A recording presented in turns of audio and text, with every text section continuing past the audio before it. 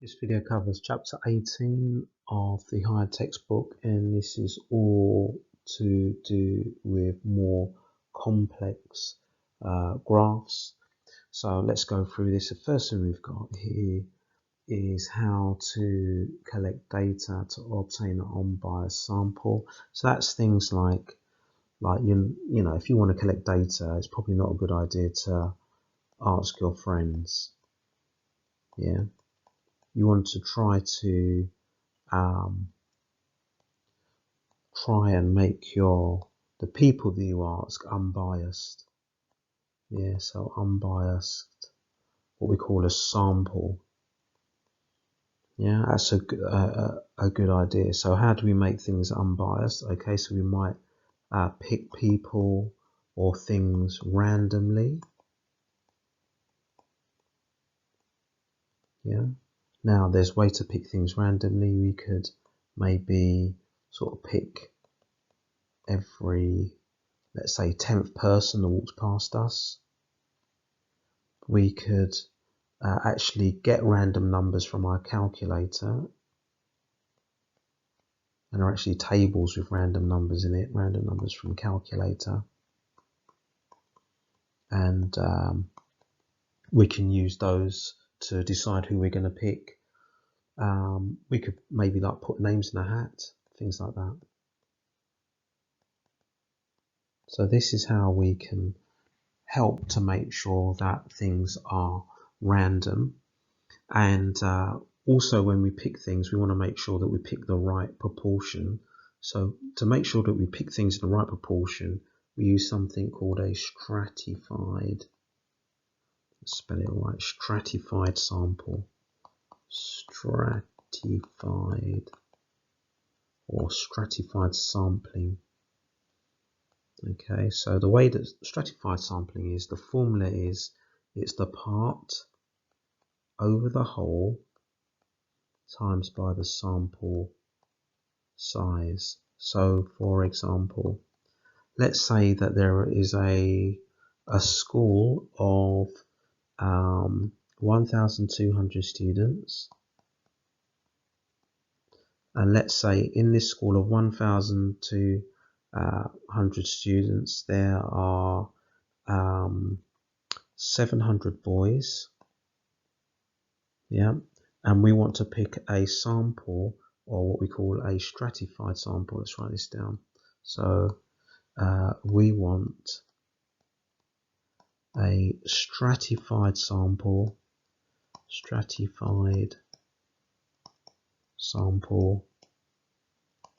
of, let's say, 60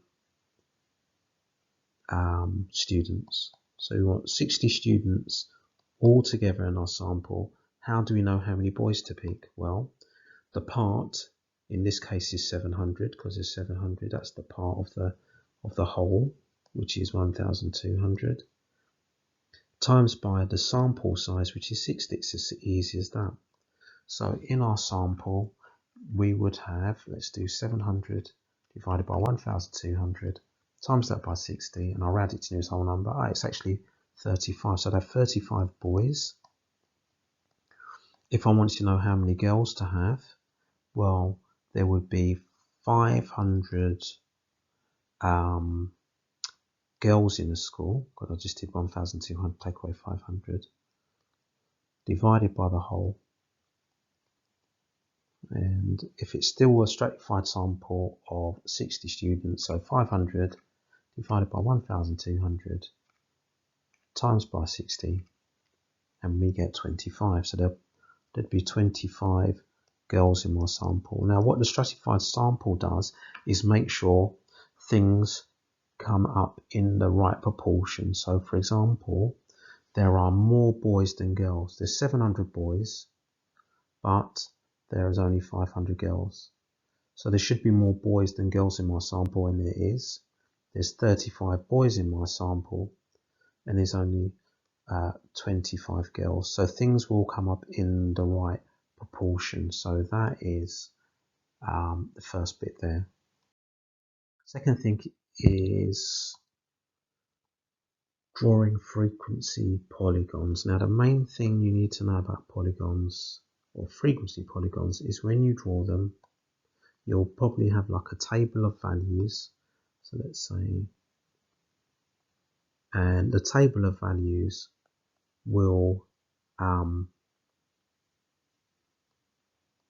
be in groups. So we might have something like this, 0 to 10, 10 to 20, 20 to 30, 30 to 40. So this would be in the first part of our table, like this.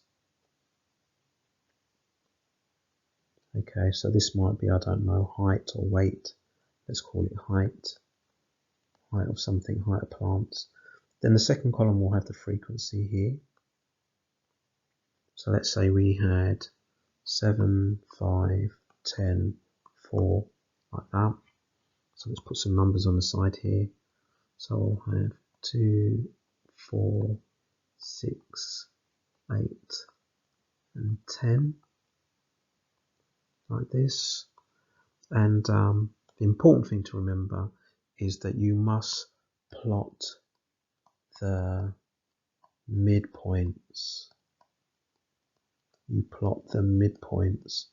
So that means you take the middle number here, that's halfway between them, and you plot the cross there. So the first cross is going to be 5 across and 7 up. So it will be here, yeah, halfway between 0 and 10. Don't plot it at 0, don't plot it at 10. The next cross is going to be 5 up, and it's going to be halfway between 10 and 20. So it's going to be here again, halfway. Then halfway between 20 and 30, I go up to 10. So something like this. And the last one, halfway between 30 and 40, I go up to 4. So it's going to be like this. And then to finish it off, you join up the crosses like this. Yeah? You leave it like that. There's no need to join anything else, but you just join up the crosses. But the really important thing is that you plot the midpoints of each of those groups of numbers. So that's a frequency polygon.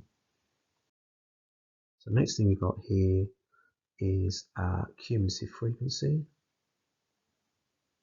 I'm working out the median, quartiles, interquartile ranges from cumulative frequency.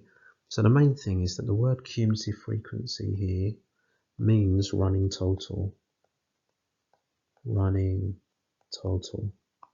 Now, a running total is how much you have so far. So this is where you just keep adding things up. So you keep adding the next value.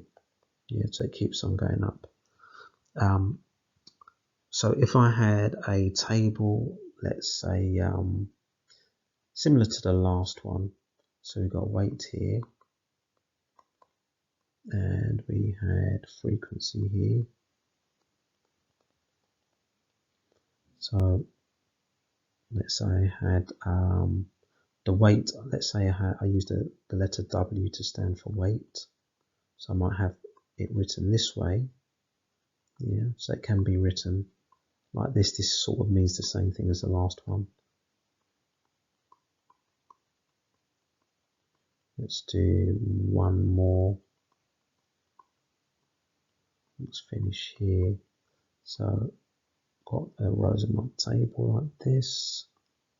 And let's say my frequencies were 7, 3, 5, 2.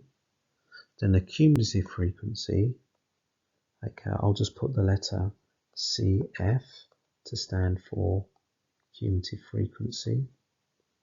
I'll just do a running total. So the first one is just 7.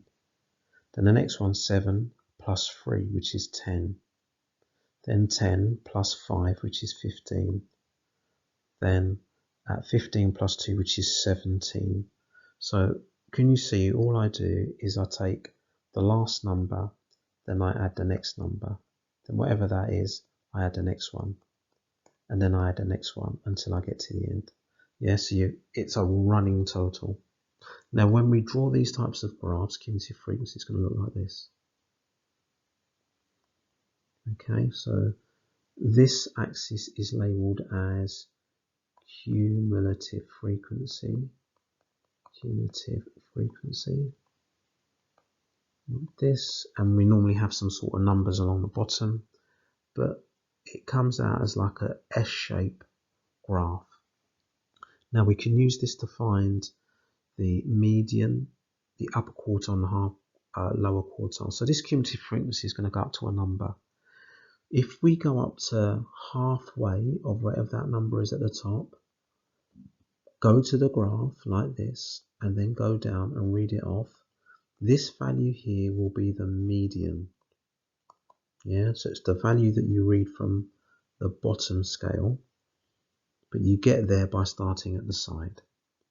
If I go a quarter of the way up across the line and then take a turn and go down, this will be what we call the lower quartile. Now I'm just going to write LQ because I haven't got a lot of space, but I'll write it up here. LQ stands for lower quartile. It's like going a quarter of the way through the data and looking at what the number is. If I go, if I take the height of the graph and I go 3/4 of the way and do the same thing, go to the graph, go around the corner and read off that value, this value here would be what we call the upper quartile. So UQ is just shorthand for upper quartile. Now we can find something called the interquartile range, and quite often it's shortened to IQR, and that is basically the upper quartile minus the lower quartile. It's like a type of range, but a range of like the stuff in the middle. So the interquartile range is going to be the upper quartile minus the lower quartile. We can get that from a cumulative frequency graph. So this is a cumulative frequency graph over here. Cumulative frequency graph. And we can also get the upper lower quartile for something called a box plot. So let's draw one down here, box plot. Now, box plot, as the name suggests, is like a box, like this. So you get a box in the middle, two bars that stick out, and a line somewhere in the box. And each one of these lines stands for something. Now, this would normally be drawn on a scale, like this. So it might be 0, 10, 20, 30, and so on, okay? So there'll always be a scale here that we can read off. And if we read off this value at this end, it will be the smallest value that's been recorded. At the other end, this will be the largest value that's been recorded, the largest value of our data. This part of the line here, if we read that off, that will be the upper quartile. This value here would be the lower quartile, and the line that's here, when we read that off, that would be the median. Now that means that the width of the box from here to here, the difference between those two values is the interquartile range, that IQR. So we've also done this bit here about drawing and interpreting box plots. Now we've already done this bit about stratified sampling. We said that was the part over the whole times the sample size. That was on the first slide, I think. That's how we can work out how much to have in our stratified sample. Then the last thing we need to look at here are histograms. The main thing with histograms, they look like bar charts, but with a histogram, the area of the bar equals frequency, not the height of the bar. The area of the bar equals the frequency. Now histogram, it's going to look like this. We have bars. Now sometimes they're the same width, sometimes they're not. You can get long, thin ones like this, all different shapes and sizes. And the area of that bar is the frequency. Area, I can't stress that more than enough. Area equals frequency, you need to remember that. Now each one of these bars is a rectangle. And how do we find the area of a rectangle? Well, we take its width, we multiply it by its height. Okay, now with a histogram, we call the width the class width. There's going to be numbers on the scale that we read off. So the width we just call the class width. Now the height of the bar we call the frequency density, and that's what the axis at the side is labelled frequency density. So the thing on the side is not frequency but frequency density. So we get a formula like this, that the area of one of these bars, okay, if it were a rectangle, would just be the width times the height. Yeah, that's just a normal rectangle. On a histogram, the area is the frequency. So the frequency equals the class width. That's what we call the width, times the height. And the height is what we call the frequency density. Quite often you might just put FD for frequency density, just as a shorthand. Now when you do a question, 9 times out of 10 you will be given the frequency and the width will be in a table. So you want to rearrange this and use it in this form. This will be more useful, and that will be that we often want to work out the height of the bar, the frequency density. So if we rearrange this, we've got frequency density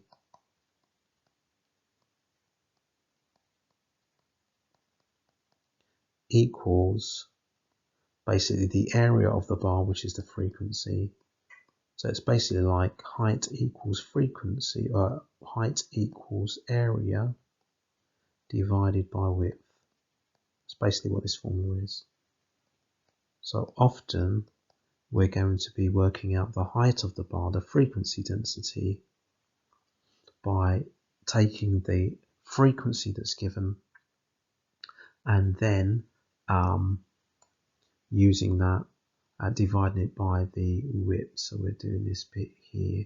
So we'll just move on to the last bit where we're going to be working out different averages, the median, quartiles, interquartile range from a histogram. So this is sort of getting right up to the higher grades. So if we have a histogram like this, and let's put some numbers on it. So let's say that this was 10, 20, we had another bar here, this was 30, 40, 50, like this. And let's say that this was, make it nice and easy, 1, 2, 3, 4. So I'm going to make it nice and easy. And what we're going to do, we're going to work out the area of each bar. So this, the first bar is 10 wide and 4 high, so it represents an area of 40, or a frequency of 40. Second bar is got a width of 20 and a height of, let's call it 2, so that represents 40 as well. And the last bar has got a width of 10 and a height of 1, so that represents 10. So anytime we want to find averages from a histogram, we need to turn it back into a table. Okay, so when you are asked to find any averages from a histogram, yeah, first thing we need to do is to turn it back into a table, which is what we're going to do. So let's say that these things along the bottom represented the weight of something.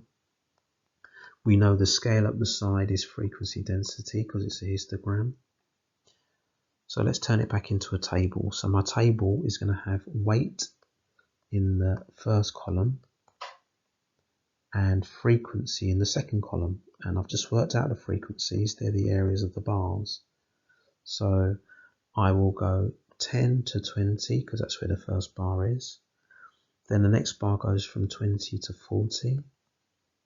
Then the next bar goes from 40 to 50. So 3 bars, 3 rows. So let's put the frequencies in. They're just what I worked out. So that's 40, 40 and 10.